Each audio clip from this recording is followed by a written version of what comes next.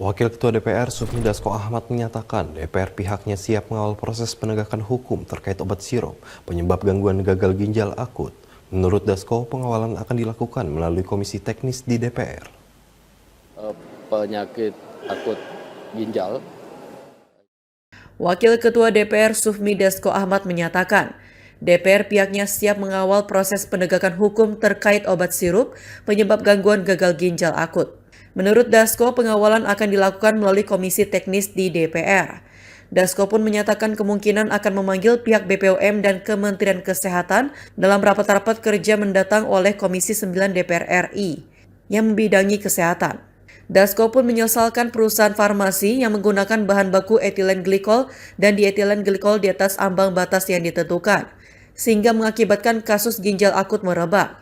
Sebagaimana kewenangannya, kata Dasko, BPOM bertugas mengawasi dan melakukan tes-tes berkala terhadap obat-obatan dalam kurun waktu tertentu. Oleh karena itu, Dasko mengaku mengkhawatirkan adanya perubahan formula yang diproduksi oleh perusahaan farmasi. Selesai pemeriksaan rutin dilakukan oleh BPOM yang membuat merebaknya kasus gagal ginjal akut. Iya, kepada perusahaan farmasi yang kemarin itu terdeteksi ya, menggunakan etilen glikol dan etilen glikol yang ambang batas, di atas ambang batas yang menyebabkan penyakit akut ginjal. Itu kita memang prihatin karena seharusnya perusahaan farmasi yang sudah berpengalaman memproduksi obat itu tidak demikian, karena ini menyebabkan hal-hal berbahaya terutama bagi anak-anak.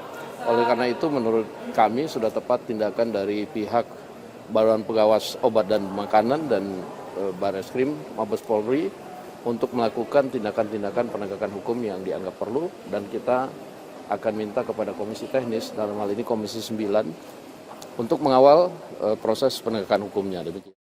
Sebelumnya, BPOM bersama Bareskrim Polri menemukan 2 industri farmasi swasta di Indonesia yang menggunakan bahan baku propilen glikol melampaui ambang batas aman pada produk obat sirup yang dipasarkan.